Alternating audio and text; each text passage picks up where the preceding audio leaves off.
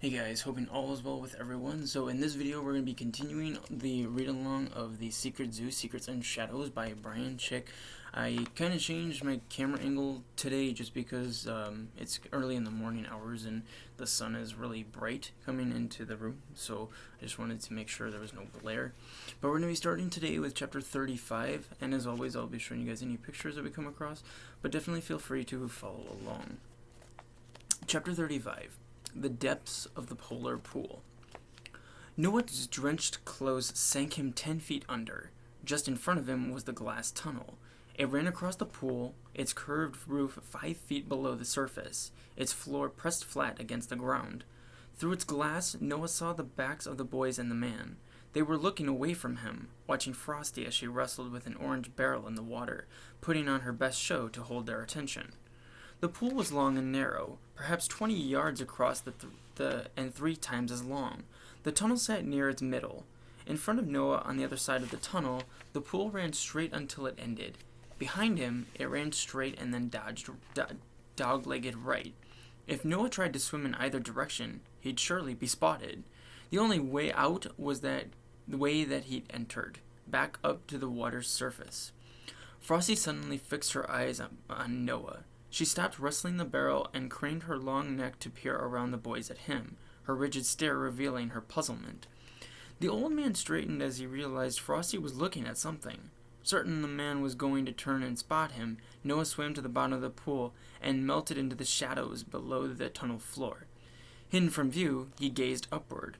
The man stepped to the tunnel wall directly above him and stared out, his hands cupped around his eyes. Noah waited and waited. His lungs began to burn for air. The man turned and rejoined the boys. Noah poked his head up. Everyone had their backs to him and their eyes on Frosty, who once again was distracting them. Noah now was his chance. Inches from the tunnel wall, he swam to the surface, his arms and legs stroking madly as he struggled against his wet clothes. As he went, he suddenly seized by his jacket collar and spun around. Objects that looked like white tree trunks were stroking the water on both sides of him. A polar bear was pulling him along. The bear's jaws were clamped onto his collar, and the force of the water had Noah pinned against the animal's stomach, making for a bumpy ride. But if Frosty was playing with the barrel on the other side of the tunnel, who was this? There was one answer. Blizzard. The mighty polar bear had emerged from somewhere, maybe a cavern in the big rock formation above. Maybe the secret zoo, and spotting trouble had dived in to help. The water around Noah began to brighten.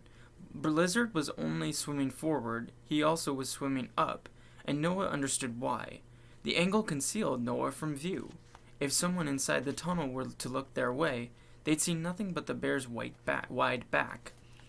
Blizzard rounded the bend at the far end of the pool, leaving the tunnel out of sight. There was no underwater view into this part, which stopped 10 feet away at the concrete wall. Blizzard broke through the surface and released Noah, who greedily sucked back a breath of air. Noah turned and bumped his nose on the bear's long muzzle. Blizzard's wet fur clung sleekly to the contours of his head. Noah opened his mouth to say something, but was immediately pulled back into the water. The bear plummeted and headed straight to the end of the pool, where a small section of the wall swung inward. Blizzard swam with Noah through the opening and the hatch fell shut, triggering on a row of lights in an underwater tunnel. Bricks the size of shoeboxes lined the mossy walls. Patches of stringy seaweed swirled and swayed. The grottos. A different area of them. Perhaps 40 yards long, the tunnel branched at least 10 times. Velvet curtains were draped across the mouths of the branches. Before Noah had a chance to reach where they went, Blizzard turned, paddled through a gateway, and emerged into the middle of another dark underwater cave. No longer than 20 feet, it was shaped in a curve. Beyond the opening at each end lay a bright channel of water, bounded by a wall of ice and a wall of glass. Noah realized that they were in a rounded corner that connected 2 perpendicular channels of water. Something crashed into Blizzard. A penguin. It veered widely from the impact, banging against the cave wall. At least 5 more penguins steered around them, wrapping them with their stiff flippers as they swam into the bright adjoining channel of water. Noah realized they were in a huge aquarium in Penguin Palace. the penguin exhibit in the Clarksville Zoo. This four-sided aquarium had a 6-foot deep channel of water that bordered a fabricated iceberg. It had glass walls with concrete corners. Visitors could see through the walls, but they couldn't see into the corners. More penguins closed in on Blizzard and Noah. The bear spun quickly, shoving his wide rear end out at them.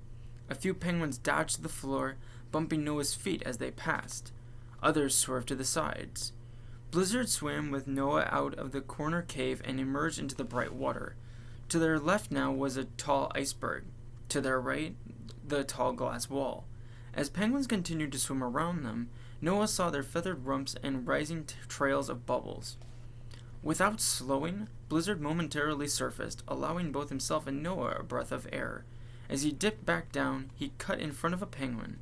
The bird dodged to the side, struck the glass wall, and slid across it, the curve of its bulbous belly pressed flat.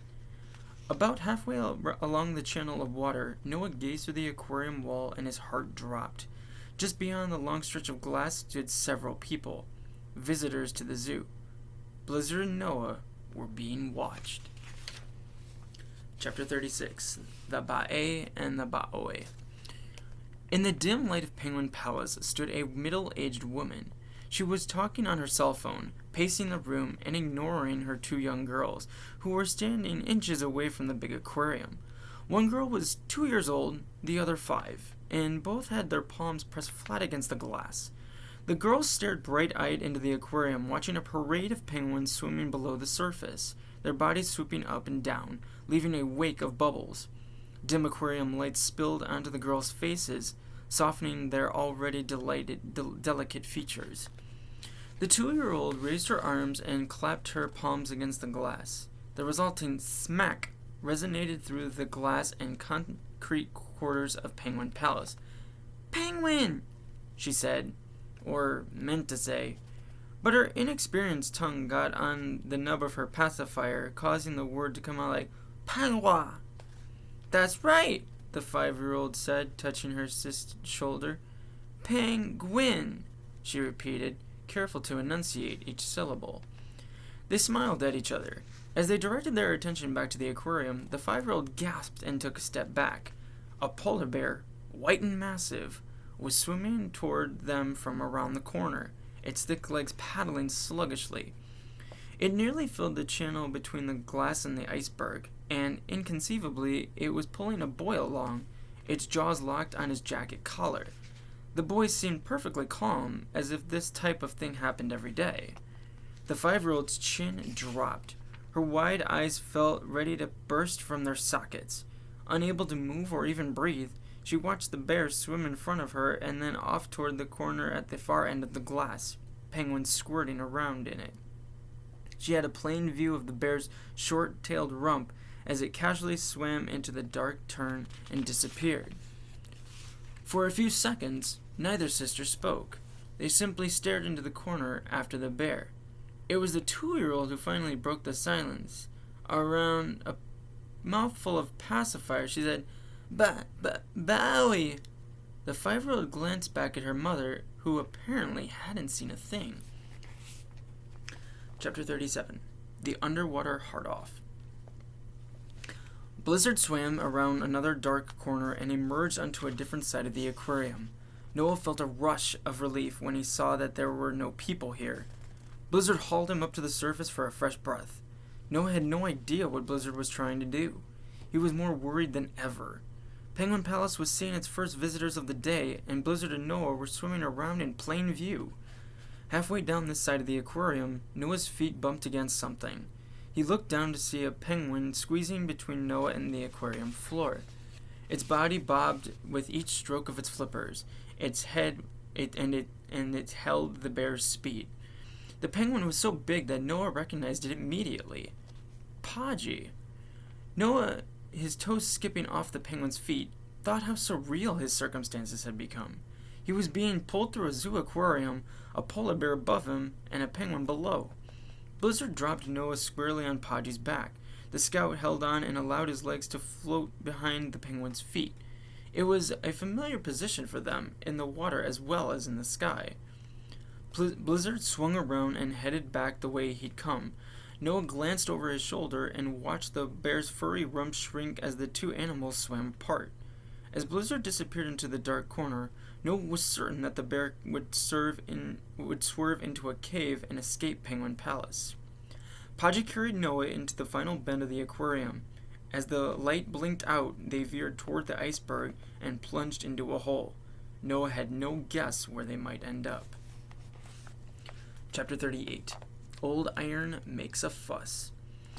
Megan sped Old Iron across the parking lot to the main entrance of the zoo. She realized that she couldn't waste the time required to get into Arctic Town, not the time it would take on foot anyway. As she saw it, there was only one way to get across the zoo quickly enough. With this in mind, she steered the mini bike onto the sidewalk, where at least 20 people were walking. "Move!" Megan hollered. Ella squeezed her friend's waist. "Are you nuts?" People jumped off the sidewalk in all directions, leaving a clear path. Megan raced forward at full throttle. Old Iron clipped a garbage can, knocking it aside with a hollow-sounding clunk that exploded crumpled napkins into the air. She rode through the open gates of the zoo, bounced onto the shortest path of Arctic Town, and sped away, no doubt leaving a lasting impression on the crowd. The people at the entrance would surely have the image of Megan burned into their heads for the next few months. Her hard scowl, her snapping pigtails, her body leaning over the handlebars of the mini-bike, an unlikely machine of terror. Megan glanced back and spotted Richie. He was steering Pinky Petals through the people scattered all around, saying, "Excuse me, sorry, pardon me," and continuously ringing the bell on the handlebars. Deeper inside the zoo, people idled beside exhibits and struggled to stay warm, their hands pulled up in their sleeves and their chins buried in their jackets. As Megan rolled forward, Old Iron's growl raised curious glances. A young girl racing a battered mini-bike across the zoo was not an ordinary sight. When they sped past the outdoor exhibits, the animals awoke, curious at the sound. Some craned their necks to watch her go, others ran along the edges of their yards. At Little Dogs of the Prairie, more than 30 prairie dogs jumped to their haunches for a better view. At the Strip of the Stripes, a dozen zebras stampeded across the grassy plain and raced along the fence beside the noisy mini-bike. She suddenly became conscious of the time. How much time had passed? How badly did Noah need help? Frightened by the possible answers, she squeezed the throttle. The Old Iron hurtled forward at a maximum speed. Seconds later, she spotted something that made her hammer the brakes. Tires squealing, the mini-bike went into a slide and came to a stop. Richie pulled up beside them. "No way," Ella said as the three scouts stared at the scene in front of them. "How?" And I'll stop the video there, ending chapter 38. But in the continuation of the Secret Zoo, Secrets and Shadows, in our next video, we're going to be continuing with chapter 9. But as always, guys, please take good care of yourselves, and thank you so much for watching.